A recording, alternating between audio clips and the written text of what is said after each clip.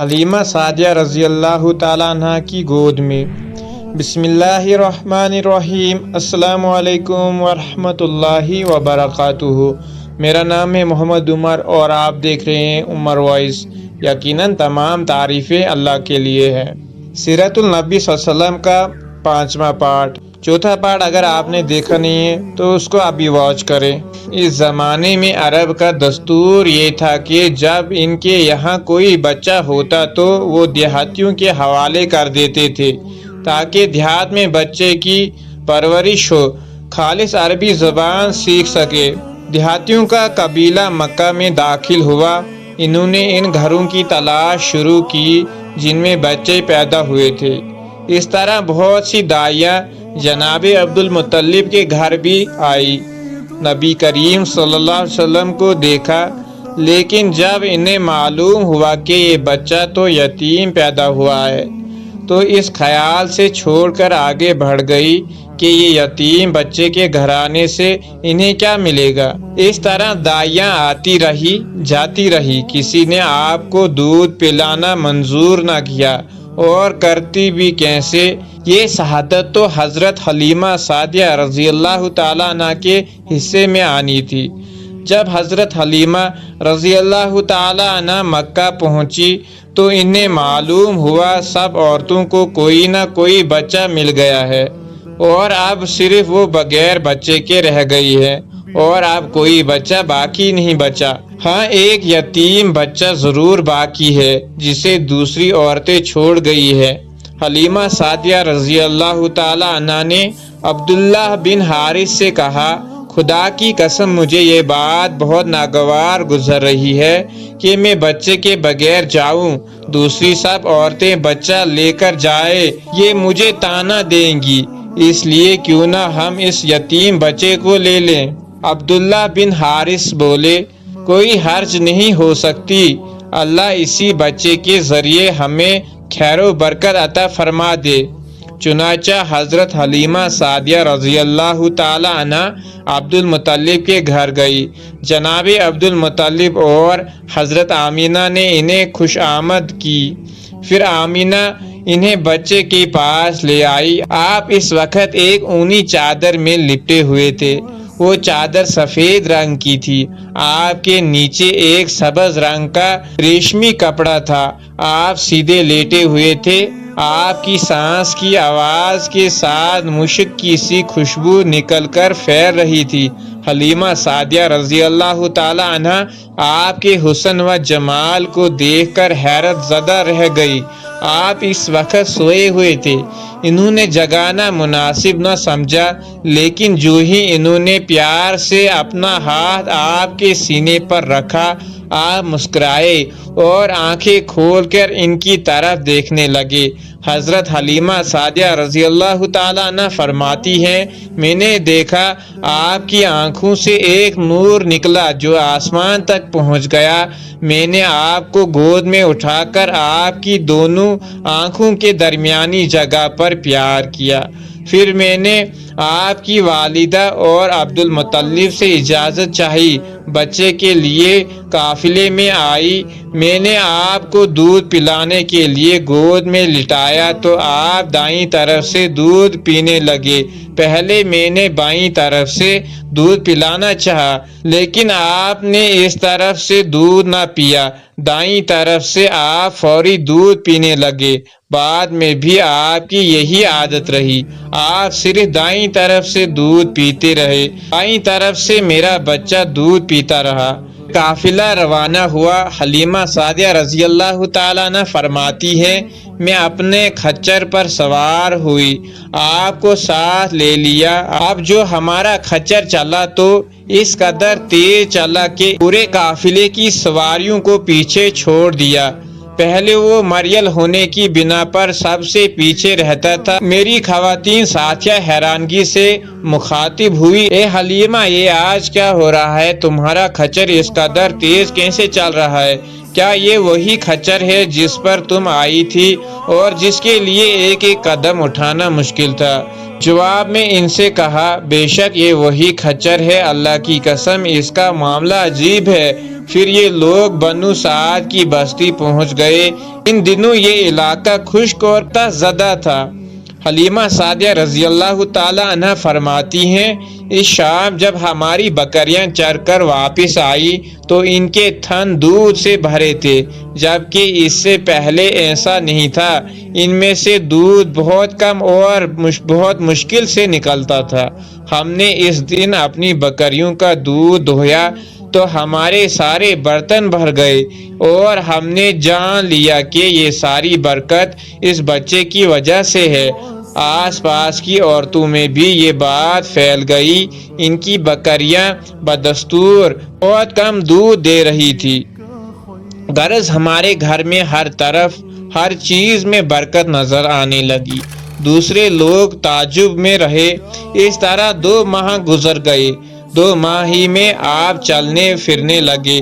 آپ 8 ماہ کے ہوئے تو باتیں کرنے لگے اور آپ کی باتیں سمجھ میں آتی تھی۔ 9 ماہ کی عمر میں تو آپ بہت صاف گفتگو کرنے لگے۔ اس دوران آپ کی بہت سی برکات دیکھنے میں آئی۔ حلیمہ سعدیہ فرماتی ہیں، جب میں آپ کو اپنے گھر لے آئی تو بنو سعد کا کوئی گھرانہ ایسا نہیں تھا جس سے مشک کی خوشبو نہ آتی ہو۔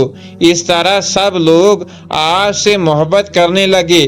جب ہم نے آپ کا دودھ چھڑایا تو آپ کی زبان مبارک سے یہ الفاظ نکلے، یعنی اللہ تعالیٰ بہت بڑا ہے، اللہ تعالیٰ کے لیے بے حد تعریف ہے اور اس کے لیے صبح و شام پاکی ہے۔ پھر جب آپ صلی اللہ علیہ وسلم 2 سال کے ہو گئے تو ہم آپ کو لے کر آپ کی والدہ کے پاس آئے۔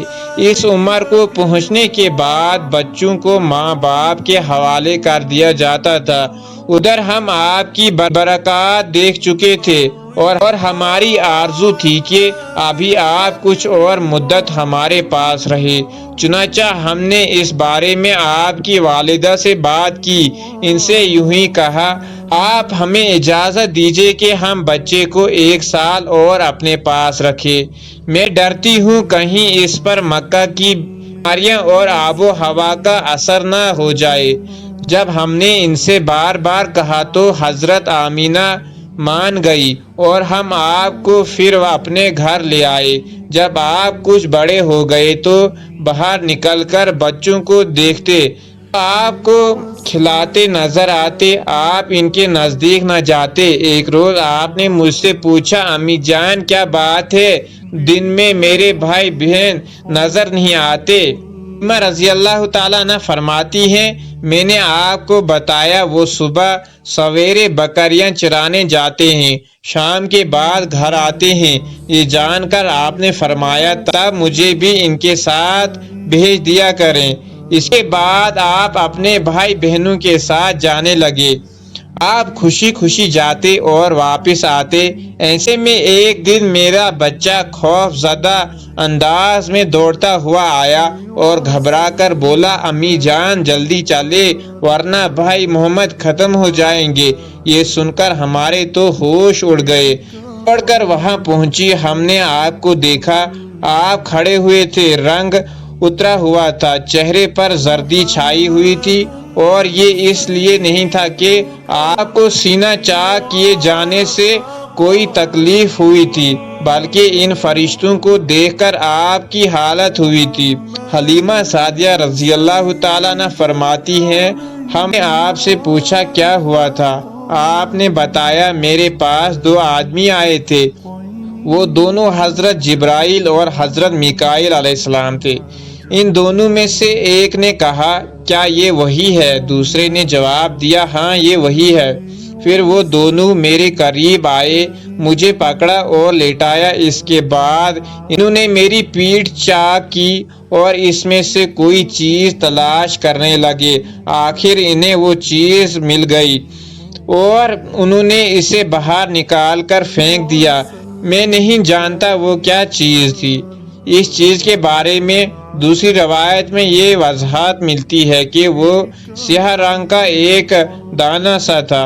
یہ انسان کے جسم میں شیطان کا گھر ہوتا ہے اور شیطان انسان کے بدن میں یہاں سے اثر ڈالتا ہے۔ حلیمہ سعدیہ رضی اللہ تعالیٰ عنہ فرماتی ہیں پھر ہم آپ کو گھر لے آئے۔ اس وقت میرے شوہر عبداللہ بن حارث نے مجھ سے کہا حلیمہ مجھے ڈر ہے کہیں اس بچے کو کوئی نقصان نہ پہنچ جائے، اس لیے اسے اس کے گھر والوں کے پاس پہنچا دو۔ میں نے کہا ٹھیک ہے۔ پھر ہم آپ کو لے کر مکہ کی طرف روانہ ہوئے۔ جب میں مکہ کے بالائی علاقے میں پہنچی تو آپ اچانک غائب ہو گئے، میں حواس باختہ ہو گئی۔ حلیمہ سعدیہ فرماتی ہیں میں پریشانی کی حالت میں مکہ پہنچی۔ آپ کے دادا عبد المطلب کے پاس پہنچتے ہی میں نے کہا میں آج رات محمد کو لے کر آ رہی تھی۔ جب میں بالائی علاقے میں پہنچی تو وہ اچانک گم ہو گئے۔ اب خدا کی قسم میں نہیں جانتی وہ کہاں ہیں۔ عبد المطلب یہ سن کر فوری کعبے کے پاس کھڑے ہو گئے۔ انہوں نے آپ کے مل جانے کے لیے دعا مانگی، پھر آپ کی تلاش میں روانہ ہوئے۔ ان کے ساتھ ورقہ بن نوفل بھی تھے۔ غرض دونوں تلاش کرتے کرتے تہمیمی کی وادی میں پہنچے۔ ایک درخت کے نیچے انہیں ایک لڑکا کھڑا نظر آیا۔ اس درخت کی شاخیں بہت گھنی تھی۔ عبد المطلب نے پوچھا لڑکے تم کون ہو؟ حضور صلی اللہ علیہ وسلم چونکہ اس وقت تک قد نکال چکے تھے اس لیے عبد المطلب پہچان نہ سکے۔ آپ کا قد تیزی سے بڑھ رہا تھا۔ جواب میں آپ نے فرمایا میں محمد بن عبداللہ بن عبد المطلب ہوں۔ یہ سن کر عبد المطلب بولے تم پر میری جان قربان، میں ہی تمہارا دادا عبد المطلب ہوں۔ پھر انہوں نے آپ کو اٹھا کر سینے سے لگایا اور رونے لگے۔ آپ کو گھوڑے پر اپنے آگے بٹھایا اور مکہ کی طرف چلے۔ پھر آ کر انہوں نے بکریاں اور گائے ذبح کی اور مکہ والوں کی دعوت کی۔ آپ کے مل جانے کے بعد حضرت حلیمہ سعدیہ حضرت آمینہ کے پاس آئی تو انہوں نے پوچھا اب آپ بچے کو کیوں لے آئی؟ آپ کی تو خواہش تھی کہ یہ ابھی آپ کے پاس اور رہے۔ انہوں نے جواب دیا یہ اب بڑا ہو گیا ہے اور اللہ کی قسم میں اپنی ذمہ داری پوری کر چکی ہوں۔ میں خوف محسوس کرتی ہوں کہ کہیں انہیں کوئی حادثہ نہ پیش آ جائے، لہذا انہیں آپ کے سپرد کرتی ہوں۔ حضرت آمینہ کو یہ جواب سن کر حیرت ہوئی، بولی مجھے سچ سچ بتاؤ ماجرا کیا ہے؟ تب انہوں نے سارا حال کہہ سنایا۔ حلیمہ سعدیہ نے دراصل کہیں عجیب و غریب واقعات دیکھے تھے۔ ان واقعات کی وجہ سے وہ بہت پریشان ہو گئی تھی۔ پھر سینہ مبارک چاک کیے جانے والا واقعہ پیش آیا تو وہ آپ کو فوری طور پر واپس کرنے پر مجبور ہوئی۔ وہ چند واقعات حضرت حلیمہ رضی اللہ تعالی عنہ اس طرح بیان کرتی ہیں ایک مرتبہ یہودیوں کی ایک جماعت میرے پاس سے گزری۔ یہ لوگ آسمانی کتاب تورات کو ماننے کا دعویٰ کرتے تھے۔ میں نے ان سے کہا کیا آپ لوگ میرے اس بیٹے کے بارے میں کچھ بتا سکتے ہیں؟ ساتھ ہی میں نے حضور اکرم صلی اللہ علیہ وسلم کی پیدائش کے بارے میں انہیں تفصیلات سنائی۔ یہودی تفصیلات سن کر آپس میں کہنے لگے اس بچے کو قتل کر دینا چاہیے۔ یہ کہہ کر انہوں نے پوچھا کیا یہ بچہ یتیم ہے؟ میں نے ان کی بات سن لی تھی کہ وہ ان کے قتل کا ارادہ کر رہے ہیں، سو میں نے جلدی سے اپنے شوہر کی طرف اشارہ کرتے ہوئے کہا نہیں یہ رہا اس بچے کا باپ۔ تب انہوں نے کہا اگر یہ بچہ یتیم ہوتا تو ہم اسے ضرور قتل کر دیتے۔ یہ بات انہوں نے اس لیے کہی کہ انہوں نے پرانی کتابوں میں پڑھ رکھا تھا کہ ایک آخری نبی آنے والا ہے، ان کا دین سارے عالم میں پھیل جائے گا، ہر طرف ان کا بول بالا ہوگا، ان کی پیدائش اور بچپن یہ علامت ہوں گی اور یہ کہ وہ یتیم ہوگا۔ اب چونکہ ان سے حلیمہ سعدیہ نے یہ کہہ دیا کہ یہ بچہ یتیم نہیں ہے تو انہوں نے خیال کر لیا کہ یہ وہ بچہ نہیں ہے۔ اس طرح انہوں نے بچے کو قتل کرنے کا ارادہ ترک کر دیا۔ اس طرح ان کے ساتھ یہ واقعہ پیش آیا۔ ایک مرتبہ وہ آپ کو عقز کے میلے میں لے آئی۔ جہالت کے دور میں یہاں بہت مشہور میلہ لگتا تھا۔ یہ میلہ طائف اور نخلا کے درمیان میں لگتا تھا۔ عرب کے لوگ حج کرنے آتے تو شوال کا مہینہ اس میلے میں گزارتے، کھیلتے کودتے اور اپنی بڑھائیاں بیان کرتے۔ حلیمہ سعدیہ رضی اللہ تعالی عنہ آپ کو لیے بازار میں گھوم رہی تھی کہ ایک کہن کی نظر آپ پر پڑی۔ اسے آپ میں نبوت کی تمام علامات نظر آئی۔ اس نے پکار کر کہا، لوگو اس بچے کو مار ڈالو۔ حلیمہ اس کہن کی بات سن کر گھبرا گئی اور جلدی سے وہاں سے سرک گئی۔ اس طرح اللہ تعالیٰ نے حضور صلی اللہ علیہ وسلم کی حفاظت فرمائی۔ میلے میں موجود لوگوں نے کہن کی آواز سن کر ادھر ادھر دیکھ کر کسی بچے کو قتل کرنے کے لیے کہا گیا ہے۔ انہیں وہاں کچھ بچہ نظر نہیں آیا۔ اب لوگوں نے کہن سے پوچھا، کیا بات ہے؟ آپ کس بچے کو مار ڈالنے کے لیے کہہ رہے تھے؟ اس نے ان لوگوں کو بتایا، میں نے ابھی ایک لڑکے کو دیکھا ہے، معبودوں کی قسم وہ تمہارے دین کے ماننے والوں کو قتل کرے گا، تمہارے بتوں کو توڑے گا اور وہ تم سب پر غالب آئے گا۔ یہ سن کر لوگ آپ کی تلاش میں ادھر ادھر دوڑے لیکن ناکام رہے۔ حلیمہ سعدیہ آپ صلی اللہ علیہ وسلم کو لیے واپس آ رہی تھی کہ ذی الحجہ سے ان کا گزر ہوا۔ یہاں بھی میلہ لگا ہوا تھا۔ اس بازار میں ایک نجومی تھا، لوگ اس کے پاس اپنے بچوں کو لے کر آتے تھے۔ وہ بچوں کو دیکھ کر ان کی قسمت کے بارے میں اندازہ لگاتا تھا۔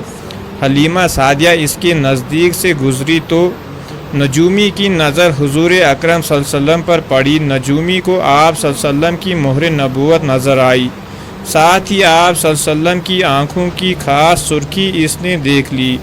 وہ چلا اٹھا، اے عرب کے لوگوں، اس لڑکے کو قتل کر دو، یہ یقیناً تمہارے دین کے ماننے والوں کو قتل کرے گا، تمہارے بتوں کو توڑے گا اور تم پر غالب آئے گا۔